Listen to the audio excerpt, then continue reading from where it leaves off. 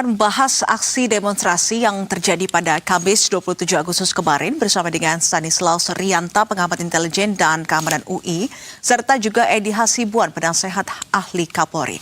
Selamat sore, Pak Rianta dan juga Pak Edi. Selamat sore, Mbak. Baik, saya mau ke Pak Rianta terlebih dahulu. Bagaimana kemudian Anda melihat aksi demonstrasi yang terjadi kemarin, Pak Rianta? Apalagi kalau kemarin kita lihat sebetulnya aksi berlangsung cukup tertib pada pagi hingga siang hari, bahkan mendapat respon juga dari DPR, tapi kemudian muncul kericuhan dan vandalisme di malam harinya. Kalau dari perspektif intelijen, apa yang kemudian bisa menjelaskan perubahan dari aksi aspirasi ini kemudian berubah menjadi kericuhan, Pak Rianta? Ya, ini sebenarnya ada teorinya yang menjelaskan hal ini. Jadi kalau soal unjuk rasanya yang kelompok partai ini normatif, memang dia punya isu, kemudian dia melakukan unjuk rasa, diterima DPR, setelah itu bubar, selesai. Nah, ada teori yang mengatakan bahwa leaderless group yang emosional dan spontan ini berbahaya. Ini teorinya Rautem de Veer, penulis sebuah jurnal di Intelijen National Security tahun 2019. Jadi dia mengatakan bahwa kelompok-kelompok tanpa pemimpin yang dia bergerak spontan dan emosional itu sangat berbahaya dan nyaris tidak bisa dicegah. Nah, biasanya ketika kelompok-kelompok ini kita bisa deteksi sebenarnya. Kita lihat kemarin ada kelompok-kelompok yang sekumpulan massa tanpa identitas, tanpa pemimpin, tanpa isu yang jelas. Nah, ketika mereka emosional, ini mereka akan bergerak dengan spontan.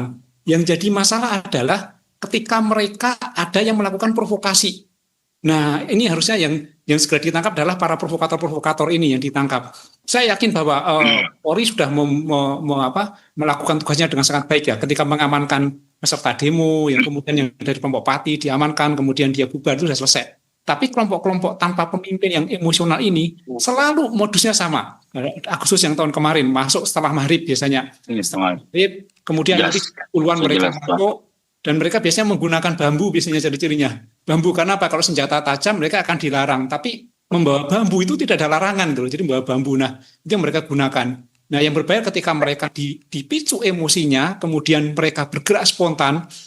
Ini mirip kelompok-kelompok individu yang ada yang menyebut namanya lone wolf. Ketika mereka berkumpul namanya wolf pack, kawanan serigala. Sehingga ketika mereka melakukan aksi, nggak bisa dicegah itu. Dan pola ini akan terus berulang ketika ada aksi massa, kemudian mereka berkumpul, mereka emosi, pasti susah dicegah. Teorinya memang seperti itu, Mbak. Baik, berikutnya saya mau mendengar dari Pak Edi. Kalau dari Anda, Pak Edi, sebagai penasihat ahli Kapolri, apakah diketahui siapa saja kemudian yang berperan dalam aksi demo kemarin? Bagaimana juga seharusnya langkah yang dilakukan polisi untuk memastikan siapa sebetulnya kelompok ini? Terima kasih ya. Tentunya memang kita melihat dari awal sebetulnya kalau kita lihat ya, dari pagi sampai siang itu pelaksanaan demo itu berlangsung damai ya, sampai sore ya bahkan. Kalau kita kita lihat juga bahwasanya para sahabat-sahabat yang dari warga Pati ya juga sudah diterima di DPR, kemudian juga sudah menyampaikan ya apa yang menjadi kritikan mereka atau juga masukan mereka. Namun memang yang kita bingungkan adalah tiba-tiba malam ada sekelompok pemuda kemudian ya tidak jelas dari mana, dan sampai saat ini saya kira itu dalam pendalaman ya pihak kepolisian, siapakah mereka itu, kenapa sampai ada bahkan misalnya membuat kericuan ya. Tentu itu mengganggu ya, dan kita tentu mengharapkan kepada Polda Metro Jaya dalam hal ini kepolisian ya, agar ini harus diberikan tindakan tegas ya. Termasuk juga kemarin kalau kita lihat ada juga puluhan orang yang diamankan. Bila memang itu ada indikasi pelanggaran hukum, tentu kita minta agar mereka harus proses secara hukum. Karena bagaimanapun juga ya, kita tahu bahwasanya menyampaikan pendapat memang dilindungi oleh undang-undang. Itu adalah merupakan hak seorang warga negara. Namun demikian ketika itu terjadi ada namanya pelanggaran hukum, maka harus diberikan tindakan tegas. Baik, jadi sampai dengan hari ini pun juga masih dilakukan pendalaman sebetulnya siapa massa Ikat Putih pasca demo pada malam hari kemarin. Baik, saya mau kembali kepada Pak Rianta. Lantas kalau Anda membaca atau menurut analisa Anda, Apa kemudian tujuan dari gerombolan atau massa yang kemudian melakukan kericuan dan vandalisme pasca demo kemarin? Kita bisa cek yang ditangkap-tangkap itu, Mbak. Termasuk yang ketika ditangkapin pada tahun kemarin Agustus itu. Kebanyakan apa? Mereka pernah pengangguran. Mereka orang-orang yang dari kelompok-kelompok yang memang tidak ada aktivitas, dan ya kalau dilihat latar belakangnya akan kelihatan mereka memang ada di segmen tertentu itu, yang memang kelompok marginal itu. Ya. Dan ini kan niat mereka mungkin ikut-ikutan mereka dan kalau yang lebih memprihatinkan adalah yang tahun kemarin itu mereka itu banyak yang terprovokasi, mereka masuk karena melihat TikTok. Dan ini saya melihat hampir sama, mirip. Kemarin saya cek kemarin malam itu, nyaris sebenarnya di televisi-televisi itu tidak ada yang menyiarkan secara live aksi-aksi itu. Ini sedikit mengurangi orang untuk ikut. Tetapi di TikTok itu live-nya sangat jelas sekali. Dan ini memicu mereka untuk ikut. Mereka kemudian bergabung, berkumpul. Nah, oke, itu yang masalah. Tapi yang memprovokasi ini yang jadi problem. Saya berharap bahwa polisi bisa menangkap para provokator ini, yang memprovokasi, yang merusak, yang mengekerasan, harus ditangkap. Karena mereka lah sebenarnya pemicu kelompok-kelompok massa tanpa pemimpin ini, yang sehingga mereka menjadi emosional gitu. Jadi setiap kerusuhan itu sebenarnya adalah cukup ada satu trigger, orang yang memprovokasi, maka itu jadi gitu. Nah, siapa yang melontarkan trigger inilah yang harus ditangkap. Tapi saya yakin akan ketangkap. Karena apa? CCTV sangat jelas ya. CCTV ada banyak, kemudian pasti juga polisi juga mengerahkan berbagai perangkat intelijennya, juga akan ketahuan ini orangnya siapa-siapa. Nah, nanti setelah ketangkap tinggal dilacak aja siapa yang memberikan perintah dia, siapa yang membiayai dia, apakah itu niat dia pribadi atau yang memberikan, pasti akan terungkap. Saya yakin bahwa Polri bisa menangani ini, mengungkap siapa orang di balik ini.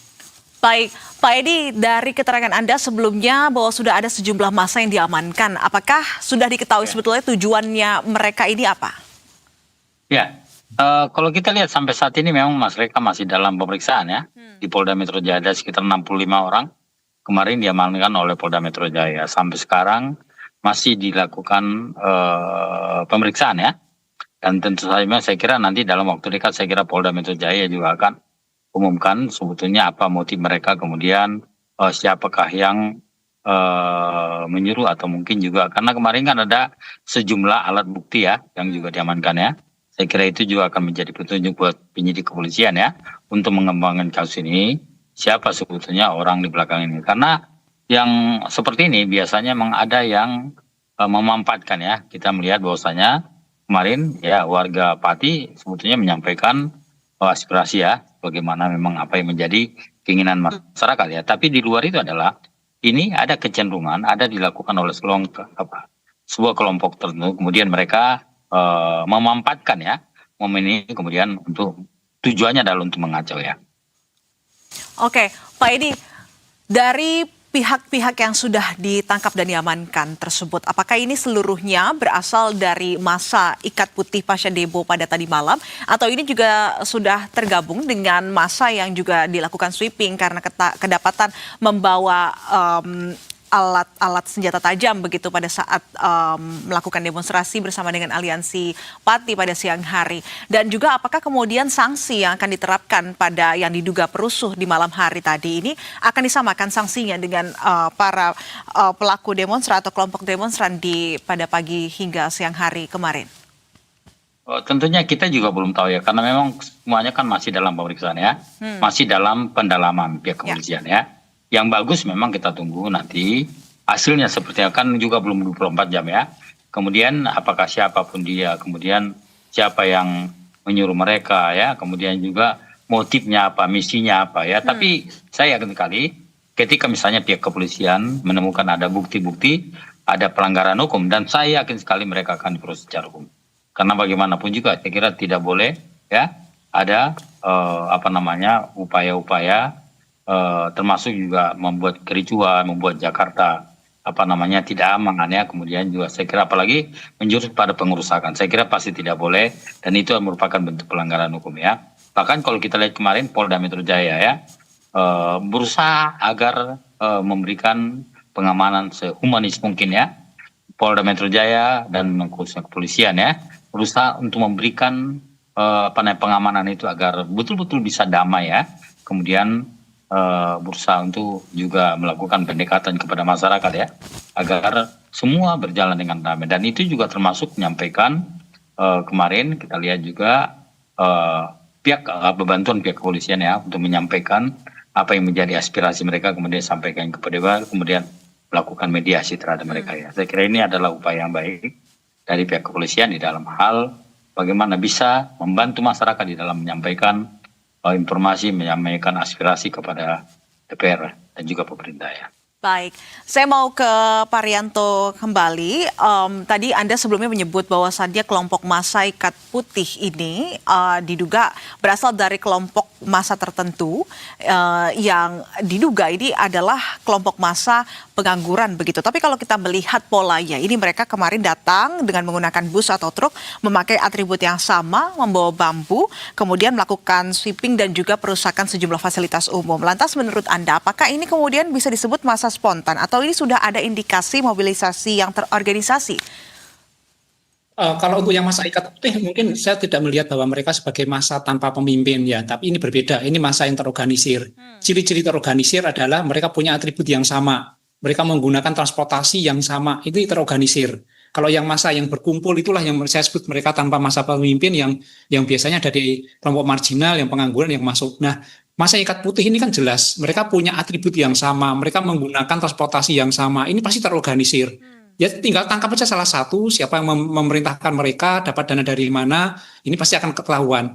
Dan yang paling penting dalam unjuk rasa sebenarnya adalah cara menguji orang itu benar-benar unjuk rasa atau membuat rusuh. Tanyakan saja apa isunya unjuk rasanya, kemudian apa maksudnya. Kalau dia nggak bisa jawab, yaitu mereka adalah orang-orang yang berusuh. Karena kalau kita lihat yang dari teman-teman dari Pati itu jelas isunya. Isunya ada dua, terkait dengan perampasan aset dan kemudian hukuman mati bagi koruptor. Mereka fokus itu saja. Ketika mereka sudah dijawab, mereka kembali bubar. Ini yang benar. Tapi untuk masa-masa ikut-ikutan, yang mereka tidak tahu isunya, ditanya juga nggak bisa menjawab, tujuannya apa? Untuk merusuh. Ada yang kelompok dari marginal. Tapi yang lebih spesifik sebenarnya adalah ketika mereka turun ke lapangan, mereka menggunakan ikat putih, mereka dengan mobil yang sama, bahkan menggunakan bambu misalnya. Ini pasti tujuannya adalah merusuh. Dan video itu sebenarnya sudah cukup bukti bahwa mereka adalah ingin mengacaukan suasana. Tangkap saja kemudian diproses itu. Karena kalau tidak, ini pasti akan berulang-ulang terus itu. Supaya kita tahu siapa dalang di balik itu sebenarnya. Baik, terima kasih kalau begitu atas informasi dan pandangannya Pak Stanislaus Rianta, pengamat intelijen dan keamanan UI, serta juga Pak Edi Hasibuan, penasihat ahli Kapolri. Kita harapkan proses penyelidikan bisa berlangsung dengan baik dan juga cepat agar bisa mengetahui siapa sebetulnya yang mendanai kelompok aksi perusuh tadi malam dan juga apa tujuannya. Terima kasih kalau begitu dan selamat kembali beraktivitas kembali. Selamat sore. Selamat sore.